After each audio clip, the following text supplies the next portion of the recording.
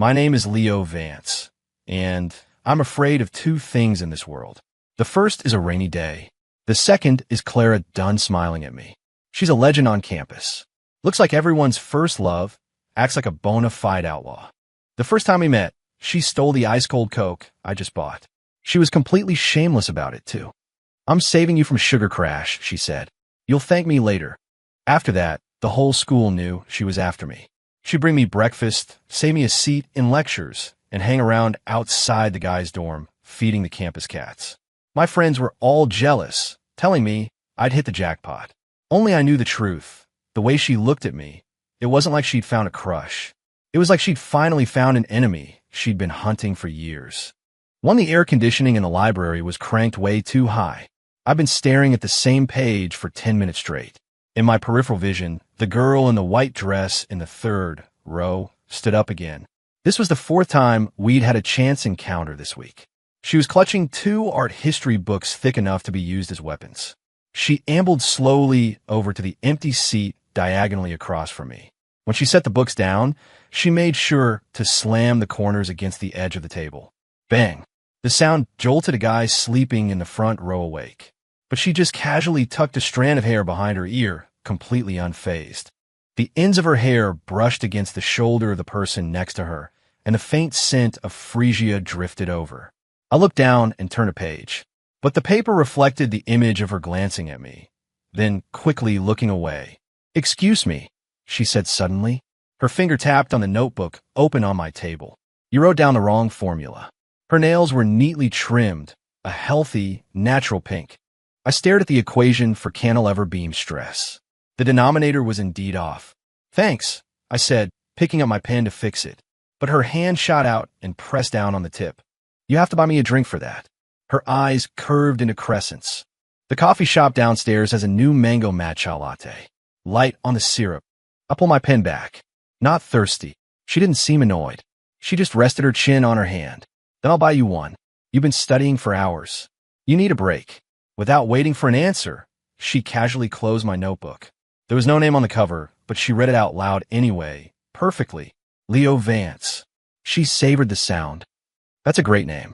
Sounds like a tragic character from some indie movie who dies in the final act." I finally looked at her properly. Her skin was pale, and her eyelashes were so long they seemed to catch the light. She definitely looked like the girl from the photo that went viral on the campus Instagram page. Clara Dunn, from the Fine Arts Department. "Have you been investigating me?" She laughed, her teeth gently catching her lower lip. "Your roommate, Kevin. He's from my hometown. His phone's lock screen is a picture of you passing out during freshman orientation. It's only your side profile, though." I gripped my pen tighter. When I got back, Kevin was going to owe me pizza for a month. 2, it started to rain. I stood at the library entrance, digging through my backpack. I could have sworn I'd packed an umbrella. Now all I could find was half a pack of tissues and an old apple core. Clara popped up behind me, holding a black umbrella that was clearly too big for her. "Forgot your umbrella." The delight in her voice was impossible to hide. I stared at the water pouring in sheets from the eaves. "I'll wait for it to stop. This looks like it's set in for the night." She angled the umbrella toward me. "Want me to walk you to your dorm? It's out of your way." The Fine Arts Department was on East Campus. I was on North. The entire Central Quad was between us. She was already stepping out into the rain, turning back with water droplets clinging to the ends of her hair. "I've been poaching your Wi-Fi hotspot for weeks. Consider this payback." The rain was starting to soak through her shirt, and I could vaguely make out the sharp lines of her shoulder blades. I looked away. "The password is 1234567 8. You don't owe me anything." She blinked, standing her ground for a moment. Then she suddenly shoved the umbrella into my hand and sprinted out into the downpour. "Then you can borrow it," she yelled over her shoulder. "Bring it back to the Fine Arts building tomorrow, room 302. Her figure quickly vanished into the gray mist, like a bird caught in a storm. I stood there, holding the umbrella she'd left me. The metal handle was still warm from her hand. Engraved on it was a small, elegant C. 3. Kevin was hugging my pillow and refusing to let go. "Leo, my man, my brother," he pleaded. "Just give me a sign sketch from her. Clara, my goddess, is having her solo exhibition next month." I pried his fingers off. "When did she become your goddess?" He conspiratorially opened his phone's photo gallery, which was filled with pictures of Clara from every conceivable angle. In class, painting, even getting sloppy joes in the cafeteria. Look at this one. He zoomed in on a photo of her back in the art studio. On the easel was an unfinished portrait of a man. It was just an outline, but the line of the shoulders was identical to the jacket I'd worn yesterday. She's never painted a live model before. Kevin was so excited he nearly fell off his bunk. Dude, you are so on her radar. I lay back down and put in my earbuds. The dorm walls were so thin I could hear the guys next door yelling at their video game. A notification popped up, an Instagram follow request from Clara Dunn. Her profile picture was a mirror selfie of her ballet flats, a silver butterfly charm clipped to the laces. The message request had only 4 words. You still have my umbrella. I locked my phone. 3 minutes later, another message. It's going to be cold tomorrow. Don't forget a jacket. I rolled over to face the wall. A patch of peeling paint looked just like her silhouette when she was soaked by the rain. For room 302 of the Fine Arts, building smelled like a complex cocktail of turpentine, acrylic paint, and something sweet like burnt sugar. Clara was sitting on the floor, dabbing at a canvas, her hands smeared with shades of blue and green. When she saw me, she waved her palette knife in the air. You're here, she chirped, as if we'd had plans all along. I placed her neatly folded umbrella by the door. Thanks. I was about to leave when she called out, wait. She jumped up and ran to a table by the window, picking up a small cardboard box of cookies. Several of them were burnt. A peace offering, she said, her eyes sparkling. For stealing your Coke that one time. My bad. I didn't take them. You don't have to. She kept holding the box out, the back of her hand still stained with cobalt blue. Just try one. It took me 3 tries to get them right. A few students walked by outside, peering curiously into the room. She suddenly stood on her toes and leaned in close. Or would you rather I grab you a Coke? I can go right now. Her breath, smelling faintly of mint, brushed against my chin. I took half a step back and picked up one of the less burnt cookies, putting it in my mouth. It was too sweet, and the sugar wasn't mixed in properly. So, she asked, clutching the hem of her shirt in anticipation. It's fine, I said, swallowing the grainy crystals. She cheered and shoved the entire box into my hands. They're all yours. Next time I'll make them less sweet for you. As if she'd already decided there would be a next time. 5 Clara showed up in the back row on my mandatory engineering lecture. The professor was at the front, demonstrating a stress analysis diagram. She tiptoed over to the empty seat beside me and set down a notebook with a cartoon cat on the cover. Just auditing, she whispered. My department head said Professor Miller is an amazing lecturer. My pen didn't stop moving as I highlighted my notes. This is a core class for civil engineering majors. A fine arts student won't get it. She propped her chin on her hand and watched me write. Your handwriting is really nice. It's like every letter was carved with a scalpel. Suddenly, the professor called out, the young lady in the back row, in the dress. Can you tell me how to calculate the fixed end moment for a cantilever beam? The entire class turned to look at her. She stood up slowly, her fingers discreetly tugging on my sleeve. I scribbled the formula on a scrap of paper and slid it over. She didn't even look at it. Professor, she announced, her voice clear and steady. I'm actually just here because I'm trying to win over Leo Vance. I'm not really here for the lecture. A wave of laughter nearly blew the roof off the lecture hall. Professor Miller's glasses slid down his nose. And how's that going for you? Not great yet, she replied breezily, but I'm working on it. I tore the page with the formula into pieces and stuffed it into my pencil case. After she sat down, she started tugging on my sleeve again. You helped me just now. That means you feel bad for me. I pulled my arm away. I was afraid you were holding up the class. She grinned, her eyes narrowing into happy slits. She started sketching in her notebook. As the bell rang, she pushed it in front of me. It was a profile sketch of me, frowning. Next to it, she'd written, cute even when he's annoyed. The sloppy joes in the cafeteria were so salty, they were bitter. Kevin slammed his tray down. Leo, you're a terrible friend. You went to a class with the goddess and didn't even tell me. I picked a piece of stray onion out of my food. She followed me there. He poked his mashed potatoes with a pained expression. Do you have any idea how many guys would kill to have lunch with her? Last week, the captain of the basketball team waited outside the Fine Arts building for 3 hours with a bouquet of flowers. She didn't even open the window. I pushed the lone chicken wing from my tray onto his. "Shut up," he mumbled through a mouthful of chicken. "Seriously, man. If you're not into her, you should just tell her." Clara acts all tough, but she's actually really sensitive.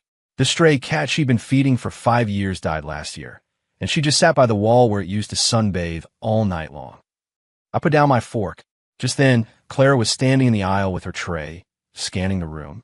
Her eyes lit up when she saw me, and she hurried over, her hair smelling faintly of the cafeteria's disinfectant spray. "I've been looking for you," she said, sliding naturally into the seat next to me. Her tray held only steamed broccoli and a cup of butternut squash soup. "On a diet?" I asked without thinking. She turned to me, beaming. "You're worried about me." My fork clinked against the side of my tray. "I don't get this homework Professor Miller assigned," she said, sliding a printed worksheet toward me. "Can you show me how to do it?" It was a basic structural analysis problem. I took out a pen and started writing out the steps in the blank space. She leaned in close, her hair brushing against my wrist several times. "Why do you use this point here?" she asked, her finger pointing to a spot on the moment diagram. "It's the reaction force at the fixed support," I explained, circling the key variable. She suddenly went quiet. I looked up and found her staring at my hand. "Leo," she said softly, "you have a mole in the webbing of your thumb. It looks like a chocolate sprinkle." I pulled my hand back. "Just read the textbook solution." She carefully folded the worksheet and put it in her pocket.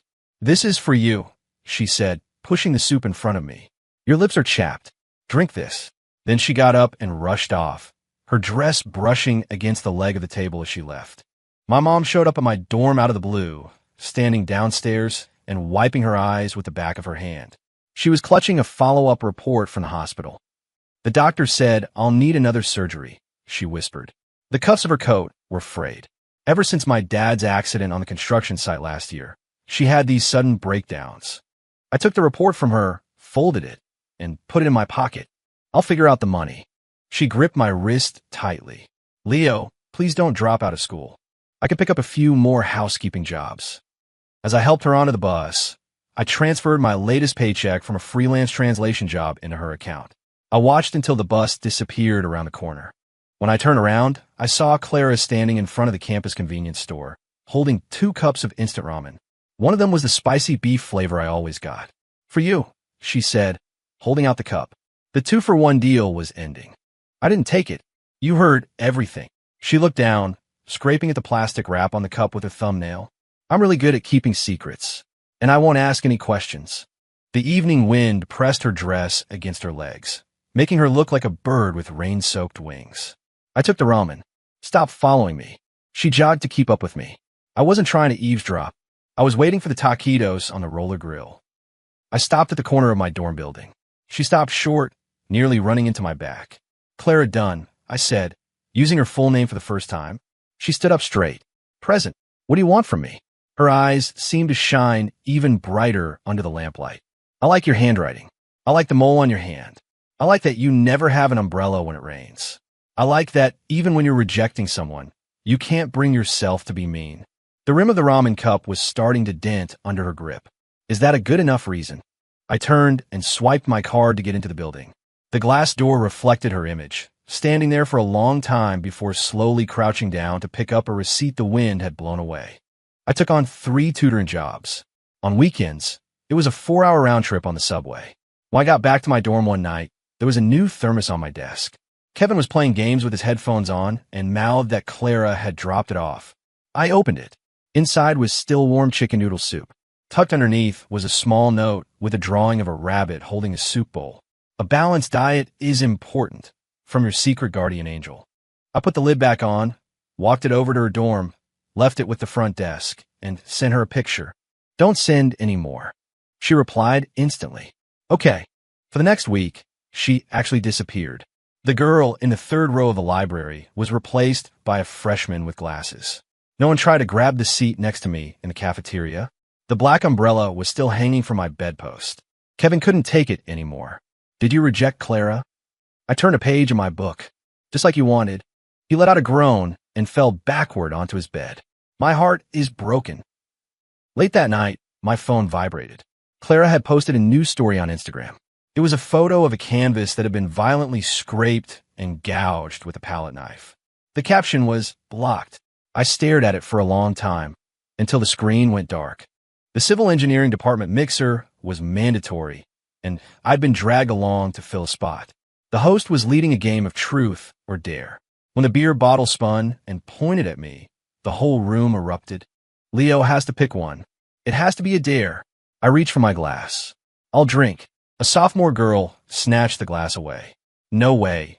The dare is you have to video call the first person in your contacts and tell them you miss them. A couple of guys held me down while she unlocked my phone. My most recent contact was the editor who'd been chasing me for a translation draft. She scrolled up. Clara's chat was buried deep down in the list. The last message was mine. "Don't send any more." Someone gasped. "Whoa, it's really Clara Dunn." The girl grabbed my phone and hit the video call button. It rang for 5 seconds before she picked up. On the screen, Clara was wearing a paint-splattered apron, the background a late-night art studio. She looked confused. "Leo." The room exploded with cheers and whistles. The girl who had my phone shouted, "He misses you." Clara just stared quietly at the camera, or more accurately, at the pathetic, cornered version of me. Let him say it himself. The room went silent. I took my phone back and stepped out into the hallway. The night air helped clear some of the booze from my head. She was still on the line, waiting. I could hear the soft, rhythmic scrape of a brush on canvas. "They're just messing around," I said. She made a small sound of acknowledgement. "Have you been drinking?" "A little." "Does your stomach hurt?" "No." In the background, I heard one of her classmates yell, "Clara, we're out of cobalt blue over here." She called back a quick, "one SEC," then turned her attention back to me. "Okay, well, I have to get back to work." Just before she hung up, she stopped. "Leo." Her voice was quiet. "You've never called me before." The line went dead. I ran into the basketball player at the subway station, the tall guy who had supposedly waited 3 hours for Clara with a bouquet of flowers. He blocked my path at the turnstile. "You're Leo Vance." His friends, all carrying gym bags, started to circle around. "Why has Clara been ignoring everyone lately?" One of them demanded. "Did you say something to her?" I stepped around them to scan my transit pass. "I have no idea." He grabbed the strap of my backpack. "She used to come watch my practice every week. Now she won't even answer my texts. A broke bookworm like you doesn't deserve her." I turned to face him. "Are you done?" He faltered. I pulled my backpack strap out of his hand. "Whatever's going on between you two has nothing to do with me." As I walked away, he yelled after me, "Her sketchbook is filled with drawings of you. She even captured the exact way you frown when you're drinking water." The rush hour crowd swallowed me up, and his words sank like a stone. I opened the envelope with my cash payment from the tutoring job. It wasn't nearly enough to cover the surgery. A pop-up ad for a payday loan appeared on my phone screen, and I paused for a moment before closing it. When I got back to campus, I saw Clara sitting on a bench outside my dorm. Several huge, wrapped canvases were leaning against the bench next to her. She stood up when she saw me. "Just passing through," she said, gesturing to the canvases. "Had to drop off these pieces for a project. I'm leaving right now." I noticed a scabbed-over cut on the back of her hand, like she'd been scratched by the wooden frame of a canvas. "What happened to your hand?" She quickly hid it behind her back. "It's nothing."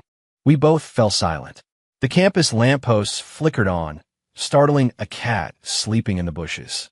"Leo," she began, her voice barely a whisper, "if I said I could help you." "Don't." I cut her off. She nodded, then bent down to pick up the canvases, stumbling under their weight. I took the 2 heaviest ones from her. "What floor?" Her eyes lit up. "Second, right by the stairs." After I helped her lean the canvases against the wall, I turned to leave. She suddenly held out a folded ticket. "It's for my solo show. It opens tomorrow." She paused. "If you don't come, I'll just have to crash your study sessions in the library every single day." On the back of the ticket was a pencil sketch of a boy's profile, head bent over a book. In a webbing of his thumb, she'd carefully drawn a small mole. I went to the art gallery. The main hall was filled with her paintings, most of them bursting with vibrant, intense colors I'd never seen her use before. Then, I turned a corner and saw it, a piece titled Library Afternoon. It was me, sitting at a corral by the window, reading a book. A sliver of sunlight rested on my fingertips. She had even captured the slight curl on the corner of the page I'd been reading. Clara, dressed in a simple, formal dress, was giving a tour to a small group. She saw me, and her explanation faltered mid-sentence. Her fingers tightened around her notes. I stood in front of that painting for a long time, until the other visitors started to drift away. She walked over and stood beside me. "Does it look like you?" she asked. "Yeah. I stayed up for 3 nights painting it." "Why?" She turned to look at me, her eyelashes fluttering like butterfly wings under the gallery lights. "Because you look so alone." We stood side by side, looking at the fictional version of myself on the canvas. "Leo," she said softly, "you don't have to accept me, but can you please just not push me away?" The gallery's air conditioning was too cold. A layer of goosebumps rose on her bare arms. I took off my jacket and handed it to her. "Put this on." She clutched it to her chest and smiled. "Is this a sign we're a thing now?" "It's rent," I said, nodding toward the painting, "for using my likeness." She followed me to the bus stop. "Should I paint you playing basketball next?" "I don't play basketball." "What about eating? Or in class? Or sleeping?" "Clara, done." "Here, be quiet." "Okay." She made a motion of zipping her lips, but her eyes were curved into happy little moons. My mom's surgery was moved up. I finished signing the consent forms in the hospital corridor, my bank account balance now down to double digits. The nurse's voice calling for payment felt like it was coming from underwater. I went to the restroom and splashed cold water on my face. The man in the mirror had dark circles under his eyes. When I got back to the room, my mom was asleep, still clutching an academic award I'd won in elementary school. My phone vibrated. It was a picture from Clara of her setting up her gallery. "A collector is coming to see the show today. Guess who it is?" I turned off the screen. 2 minutes later, another message. "Is everything okay on your end?" My thumb hovered over the keyboard for a long time. I finally typed back, "Yeah." That night, while I was staying with my mom at the hospital, I got a notification of a wire transfer. A large sum of money, enough to cover the entire surgery, had been deposited from an unknown account. The memo line read, "Advance on painting purchase." I sat bolt upright and called Clara. She answered immediately, the background noise of a loud party buzzing through the phone. "Did you get it?" Her voice was slurred with a bit of a drunken buzz. "Someone bought the library afternoon piece. They paid in full." "Cancel it," I said. She paused. "What?" "Cancel the sale." My own voice was as cold as ice. "I'll transfer the money back to you tomorrow." There was a long silence on her end. The party noise faded as if she'd stepped away. "Do you think I'm pitying you?"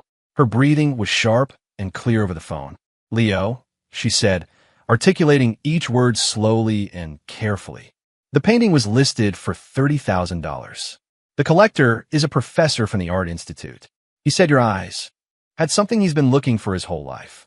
I tightened my grip on the cold metal armrest of the hospital chair. "What was it?" "He said it was—" She took a soft breath, a pride that refuses to drown. A loud cheer erupted from the party in the background. She laughed weakly. "They wanted to cut the cake. Just keep the money. And if it still bothers you, you could just consider a loan." Before the call ended, I said, almost too quietly to hear, "Thank you." There was a 2-second pause. "What did you say?" "The signal's bad. I'm hanging up." The sun was bright the day my mom was discharged. I was helping her walk past the osmanthus trees near the hospital entrance when she suddenly asked, "That nice girl who visits all the time, she didn't come today?" I paused. "Who?" "The one with the big eyes. Her hair is about this long." She gestured to her shoulders. "She always brought homemade soup. Said you were too skinny and needed to eat more." The plastic grocery bag was digging into my palm. "When did she come?" "Whenever you were off getting tests done." She said she was a student volunteer from your university. I got my mom settled in her apartment and went back out to the bus stop. I opened my phone. Clara's chat was buried deep in my message history. Her last message was a picture of the sky she'd sent that morning. Perfect weather for a hospital discharge. I tapped on the text box, typed something, deleted it, and typed again. Finally, I sent, "Can you send me the recipe for that soup?" She replied instantly with a series of voice messages. I played them, and it was her, reading from a cookbook, her voice clear and bright. "First, you have to blanch the pork ribs." In the background, A friend of hers laughed. Clara, are you trying to become a professional chef now? I heard her shoo them away. Get out, get out. The last message was a text. I can teach you how to make it next time. The sweet scent of osmanthus drifted on the breeze. I replied, okay.